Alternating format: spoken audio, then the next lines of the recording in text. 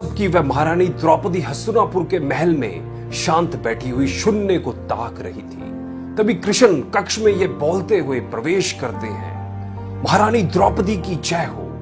द्रौपदी कृष्ण को देखते ही दौड़कर उनसे लिपट जाती है।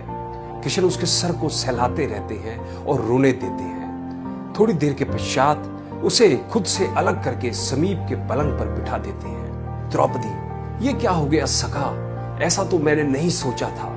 कृष्ण, नियति बहुत क्रूर होती है पंचाली, वह हमारे सोचने के अनुरूप नहीं चलती, हमारे कर्मों को परिणामों में बदल देती है। तुम प्रतिशोध लेना चाहती थी और तुम सफल हुई द्रौपदी। तुम्हारा प्रतिशोध पूरा हुआ। सिर्फ दुर्योधन और दुशासन ही नहीं मरे, सारे कौरव समाप्त हो गए। तुम्हें तो प्रसन्न होना चाहिए। द्रौपदी, सखा तुम मेरे घावों को सहलाने आए हो या उन पर नमक छिड़कने के लिए आए हो? कृष्ण, नहीं द्रौपदी, मैं तो तुम्हें सत्य से अवगत कराने के लिए आया हूं। हमारे कर्मों के परिणाम को हम दूर तक नहीं देख पाते और जब वे समक्ष होते हैं तो हमारे हाथों में कुछ नहीं रहता। द्रौपदी, तो क्या इस युद्ध के लिए पूर्ण रूप से मैं उत्तरदायी हूं कृष्ण? कृष्ण, नहीं द्रौपदी, तुम स्वयं को इतना महत्वपूर्ण मत समझो, लेकिन तुम अपने कर्मों में थोड़ी सी भी दूरदर्शिता रखती तो स्वयं इतना कष्ट कभी नहीं पाती। द्रौपदी, मैं क्या कर सकती थी कृष्ण? कृष्ण, जब तुम्हारा स्वयंवर हुआ तब तुम कर्ण को अपमानित नहीं करती और उसे प्रतियोगिता में भाग लेने का एक अवसर देती तो शायद परिणाम कुछ और ही होता।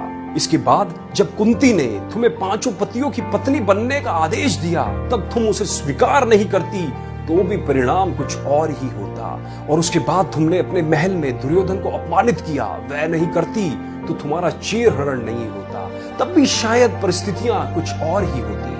हमारे शब्द भी हमारे कर्म होते हैं द्रौपदी, और हमें अपने हर शब्द को बोलने से पहले तोलना बहुत जरूरी होता है, अन्यथा उसके दुष्परिणाम सिर्फ स्वयं को ही नहीं अपने पूरे परिवेश को दुखी करते रहते हैं। दोस्तों, संसार में केवल मनुष्य ही एकमात्र ऐसा प्राणी है जिसका जहर उसके दांतों में नहीं शब्दों में है। इसलिए शब्दों का प्रयोग सोच समझ कर करिए। ऐसे शब्द का प्रयोग करिए जिससे किसी की भावना को ठेस ना पहुंचे। दोस्तों,